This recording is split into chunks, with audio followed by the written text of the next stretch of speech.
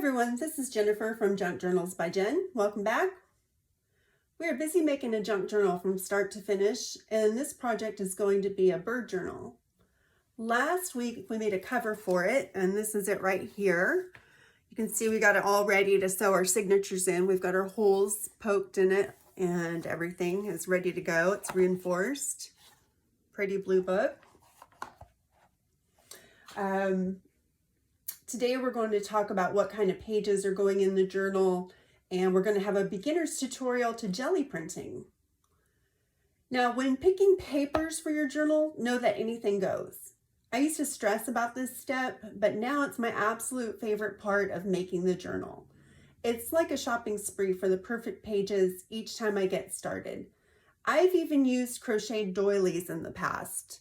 Fabric, really anything goes. First thing we're going to talk about is the weight of the paper that will fill the journal. I get asked this question all the time about what weight of paper I print on. When I'm printing pages for the signatures or journal pages, I use 20-pound copy paper. This will help to keep it from bulking up too fast. For example, scrapbook paper or cardstock is fine to use, as is any paper really, but I'm going to refrain from it today, and let me explain why. I did not extend this spine any, and this is a rather small spine for one of my journals. I don't want it to bulk up too fast. I don't want that to happen just from my signatures. You know, we're going to decorate it a lot and put a lot of ephemera in there, so I want to save some room for that. That's the only reason why I'm not using scrapbook paper or anything else for the signature pages. So, okay. So we're going to start off with the first and perhaps most controversial of the types of papers you can use, and those are digikits. There seems to be a controversy around whether or not using digikits is cheating in the world of junk journals. There's two sides to this. I believe they are a great tool and can bring a lot to a project. I don't always use them, and you can certainly make a beautiful journal without them. I got these off of Etsy. One of them was by Janie B Journals and the others by Jess and Art. I will usually print them on the front and the back side to, if it's able to be printed that way. And I'm going to go through these right now and pick out the ones I'm going to use. I've decided that for this journal, since I'm going to have 3 signatures, I'm going to have 10 pages or 10 sheets in each signature for 40 pages. Times 3 equals 120 total pages. That should be great for this book. So I need 10 of these. We're going to pick out 10. Let me just see which ones I like. I love that one with the birds on the back. That's pretty. Okay, I love that. That'd be a great first signature sheet. It's pretty.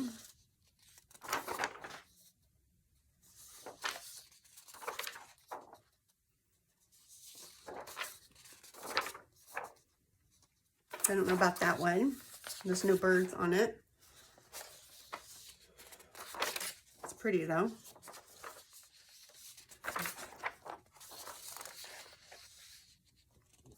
This one looks a lot like this one. Let's see, how many is that? 1, 2, 3, 4, 5, 6, 7, 8, 9, 10. Okay, so we've got 10 of those. Actually, we need 9 of those. Take 9, 10. Okay.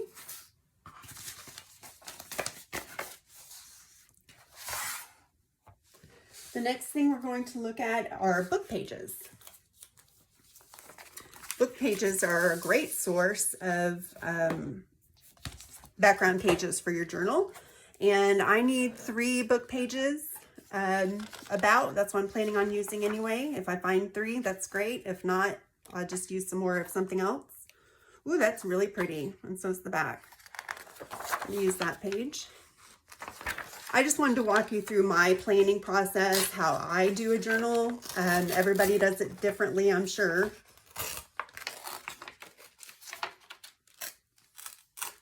This is how I decide how many pages I'm going to use and which pages I'm going to use.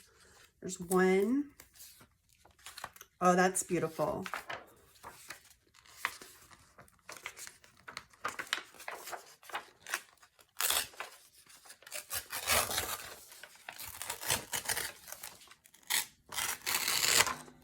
Two.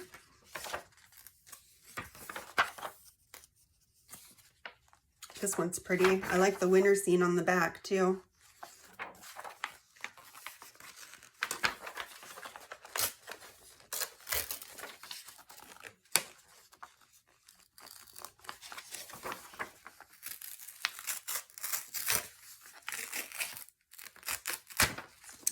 Three. And this book was called The Dallas Arboretum of Botanical Gardens.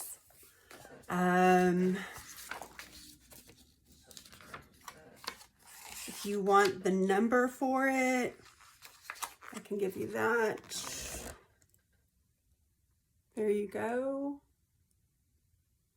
It's got a lot of great pictures in it.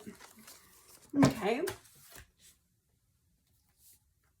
The next one we're going to talk about is tea and coffee dyed paper, or if you're like me and don't really do a lot of that, there's imitation tea and coffee dyed paper.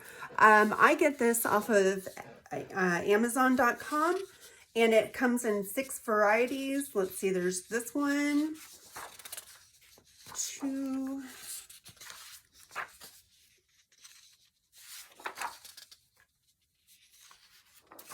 so 6 different styles. They're all nice. I think I need 3 of them today. So let's see. I think to go with those pages we had, the light one is good. I want that striped one for sure. And maybe this other light one. I think those would look great. Okay.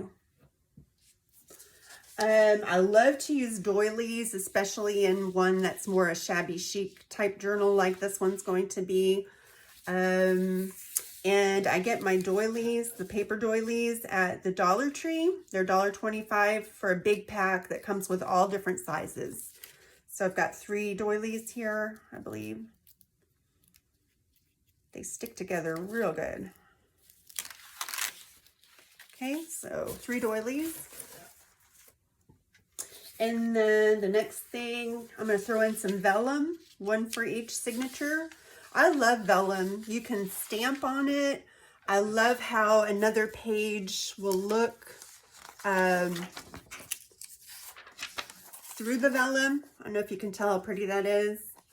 I just like how it looks in there. It feels good, feels different.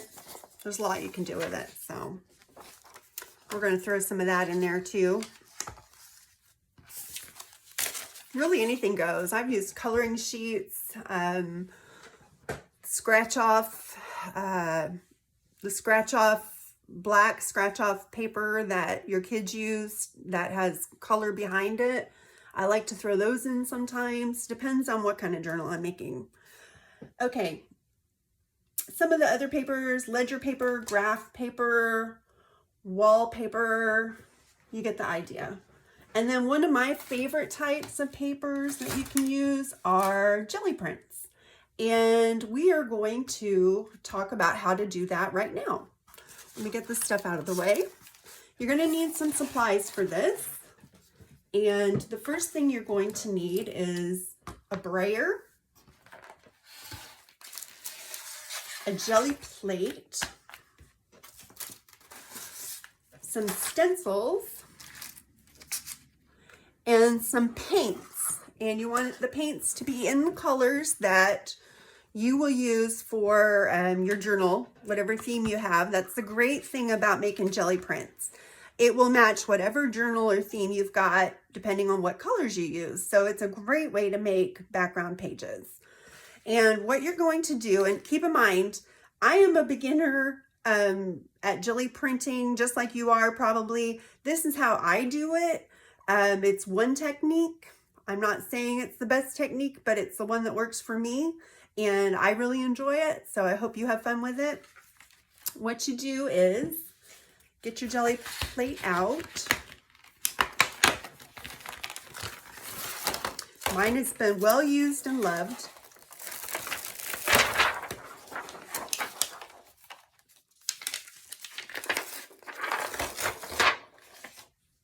Okay. I used alcohol inks on it before. That's why it's a different color now.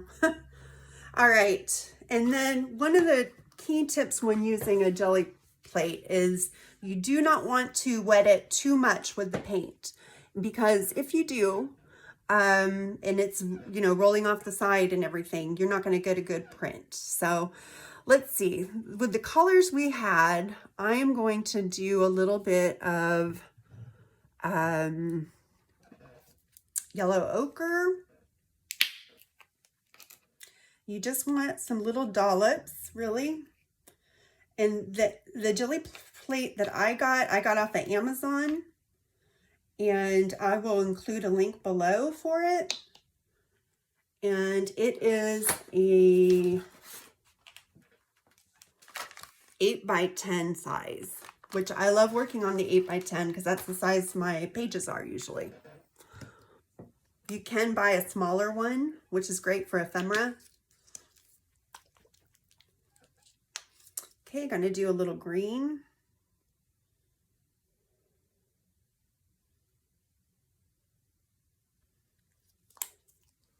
And then maybe a little vanilla.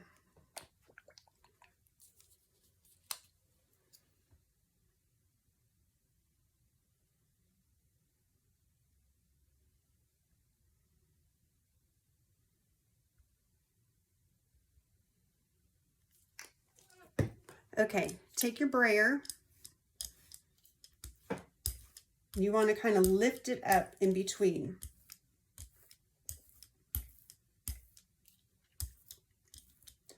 And you just want to kind of try to get the whole thing covered. Kind of lifting it up between. Okay, now take your stencil.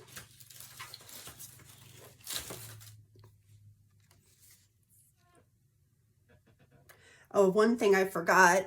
I usually use a book, which I've got right here. I have a book on the side to clean my brayer off on. And then it's a great thing to use for collage fodder later. You can see I've used this one a lot. And then I just tear the pages out for little collage pieces for ephemera. Works great. Okay. You need your paper too, and I use 20-pound copy paper for this.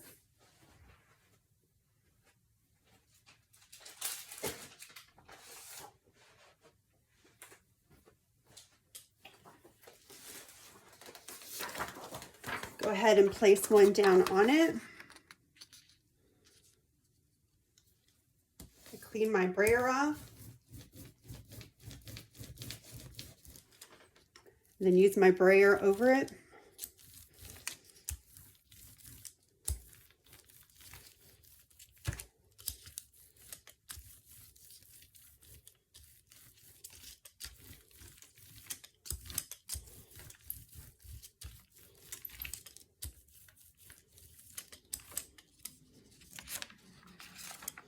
Okay, there's one print. Now I'm going to pull off my stencil, set that to the side, get another piece of paper,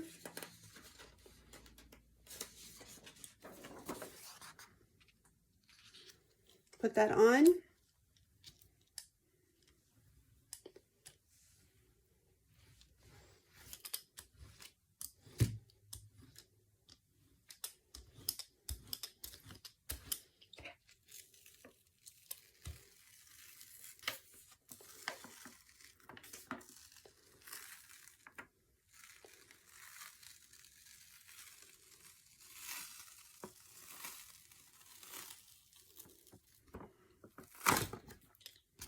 There's another print. These are great because they're light enough to write on still. They make good writing pages. And then you still have a print from this stencil here, from the back of the stencil.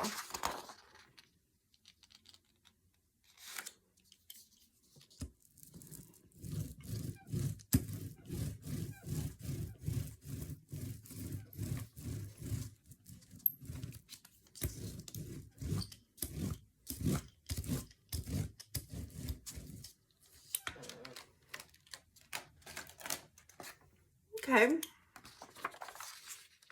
there's that print.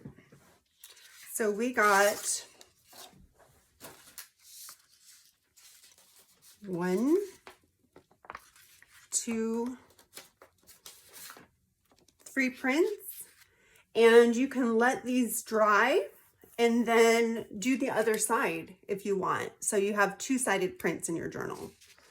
Okay, let's let these dry and do another set. Most of that paint is all gone, so we don't really need to do anything with that. Let's try a little turquoise.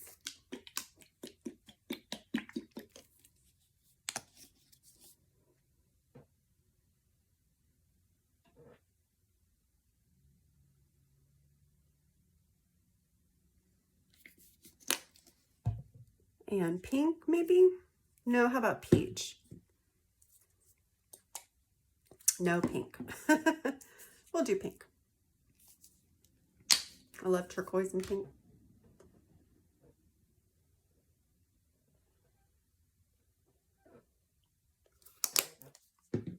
Some unbleached titanium.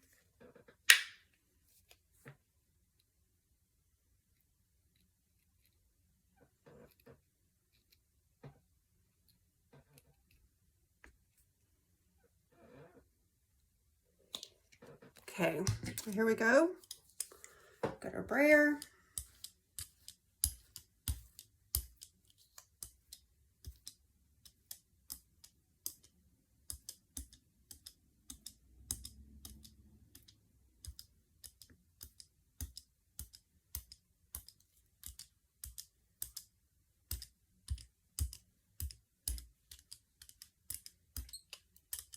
Got a little too much paint that time, but it'll be okay.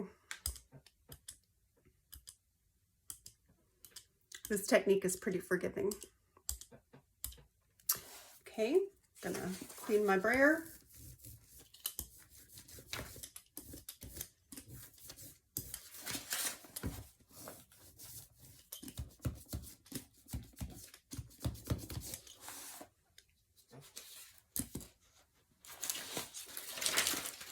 Got a bird stencil since we're doing a bird journal.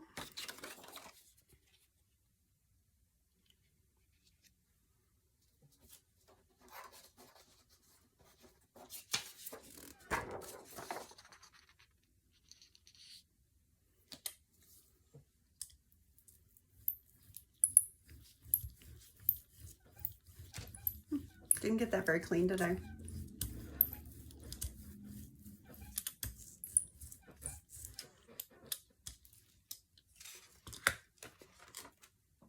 Oh, that's beautiful. That's pretty.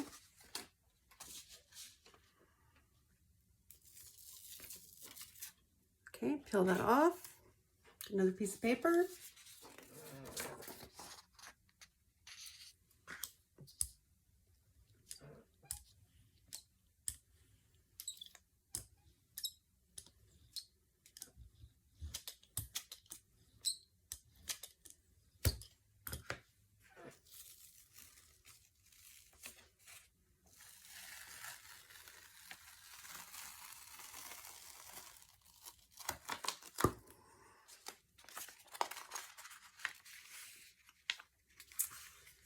Okay, another bird print. And then we should have one here on this stencil too.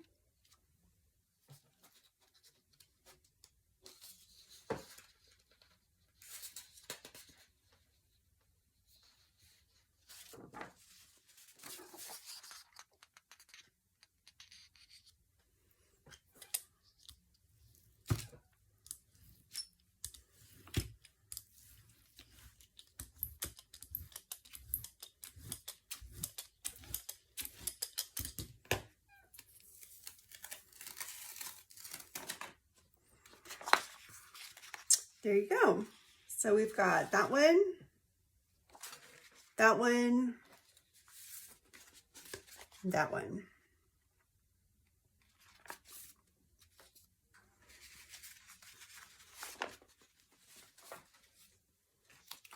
And let's just do one more.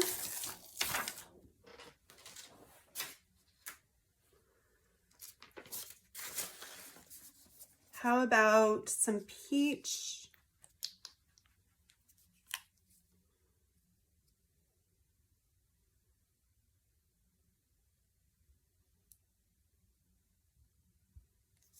Some green.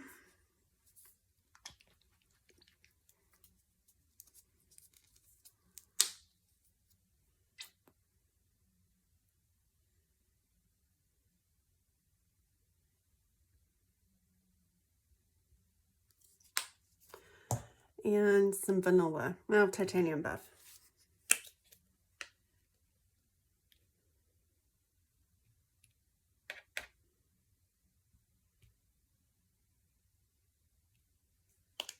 Let's try that.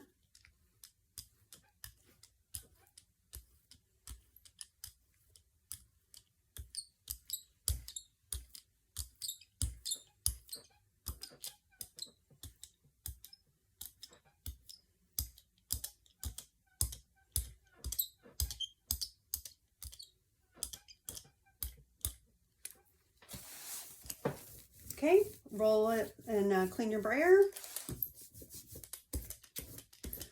And then grab your stencil. Got a tree stencil here. Haven't tried this one before.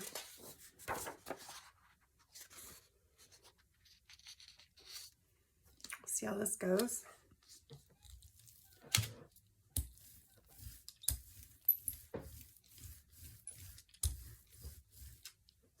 I think this is the stencil that Pam at the Paper Outpost uses all the time. I love it, so I ordered it. Hope I love it as much when I use it. Oh my, isn't that great? Wow, that's amazing. I love it. Okay.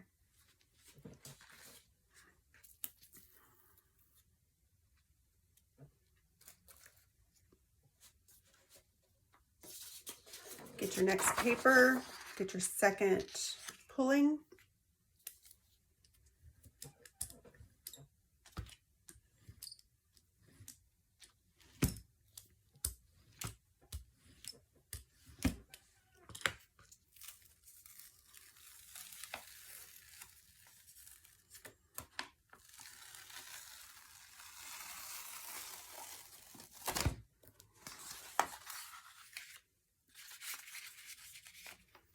This one's a little less clear what it is, but still a cool background page. And then let's see what this one looks like.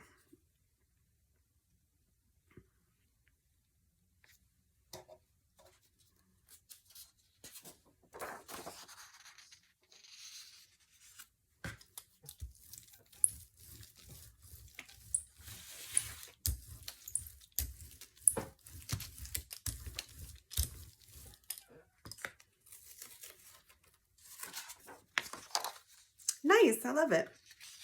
Okay, so that is how, one way to jelly print, an easy way anyway. If you've got a jelly print and you haven't been doing it because you're intimidated, don't be, it's easy, it's fun. I love it. It's a great way to spend an afternoon.